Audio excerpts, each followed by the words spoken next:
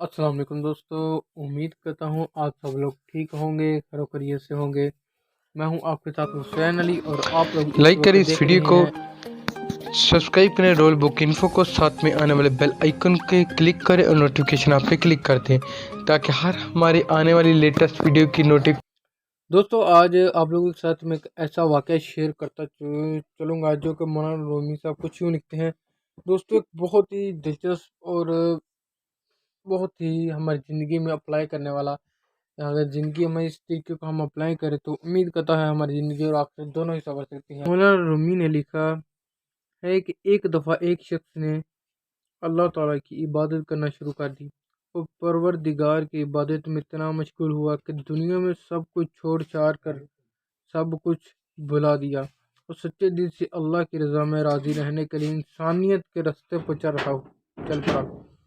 مولانا روم کہتے ہیں ایک وقت وہ آیا کہ اس کے گھر میں کچھ کھانے کو بھی نہ بچا۔ وہ ہوتے ہوتے وہ وقت بھی آیا کہ گھر باہر سب کچھ ختم ہو گیا اور وہ شخص چلتے ہوئے موت کے انتظار میں گلیاں گھومتا۔ اب تو بچا کچھ نہیں تو انتظار ہی کر سکتا ہوں، اللہ سنبھال لے گا۔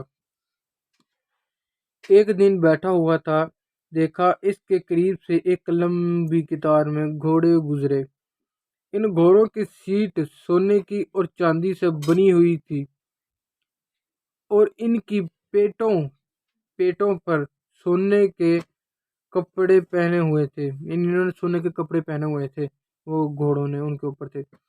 ان گھوڑوں پر جو لوگ بیٹھے ہوئے تھے وہ کسی شاہی گھرانے سے کم نہ لگتے تھے۔ ان کے سروں پر سونے کی ٹوپیاں تھیں اور وہ ایسے معلوم ہو رہا تھا کوئی بادشاہ جا رہا ہے۔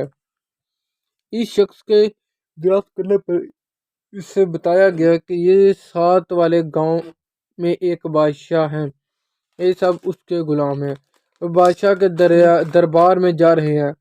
وہ شخص کچھ دیر حیران ہوا کہ یہ حالت غلاموں کی ہے تو بادشاہ کی کیا حالت ہوگی۔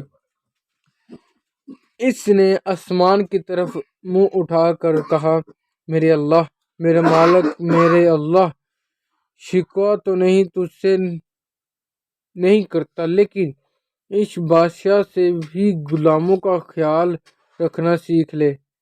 اتنی بات کہہ کر وہ شخص چل دیا۔ کچھ دن گزرے تو ایک بزرگ آئے اور اس کا بازو پکڑ کر اسے ایک جگہ لے گئے۔ وہاں ہی غلام وہی گھوڑے تھے، یعنی وہی غلام اور وہی گھوڑے تھے۔ اور دیکھتا ہے کہ کسی گھوڑے کی ٹانگ کٹی ہوئی ہے، کسی غلام کا در گھوڑے کی پشت پر پڑا ہوا ہے، کسی غلام کے ہاتھ کٹے ہوئے ہیں، کس کے سر سے خون نکل رہا ہے، کوئی گھوڑے کو زخمی حالت میں واپس لے کر جا رہا ہے۔ وہ شخص حیران ہوا اور بزرگ سے پوچھا، جناب آپ کون ہیں اور یہ سب کچھ کیا ماجرا ہے؟ اس وقت اس بزرگ نے کہا، یہ وہی غلام ہے جو اس دن سونے میں لپٹے ہوئے تھے اور آج یہ ایک جنگ واپس آ رہے ہیں، اس لیے ان کی یہ حالت ہے۔ مجھے ہوا میں بس اتنا کہا گیا، اسے کہنا بادشاہوں کے لیے قربانیاں دینا بھی ان غلاموں سے سیکھ لے۔ حقیقت میں ہمیں قربانی دینا آیا ہی نہیں، چاہے دین کا معاملہ سیدھا کرنا ہو، رشتہ داروں کا یا دنیا کا۔ جس دن ہم قربانی دینا سیکھ لیں گے، دین کے لیے، اپنوں کے لیے اور دنیا کے لیے، اس پر توکل کرنا سیکھ لیں گے، اس دن شہنشاہ اللہ رب العزت ہمیں ایسی بادشاہت عطا فرمائے گا جو کبھی نہ ختم ہونے والی ہوگی۔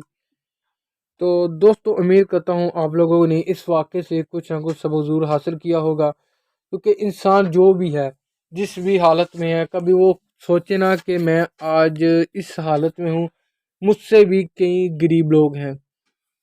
کبھی دوستو سوچے جس جگہ پہ سیلاب آیا ہوا ہے اس جگہ کے لوگ کیسے ہیں، جہاں پہ بہت سارے غریب ملک ہیں، ہم سے بھی کچھ غریب طبقہ ہے، کچھ کیا کہتے ہیں ہائی کلاس، میڈیم اور لو کلاس۔ دوستو ہمیشہ اپنی طرف نہ دیکھیں، کبھی یہ سوچیں کہ ہمیں جس میں رکھا ہے کتنی بہترین چیز ہے۔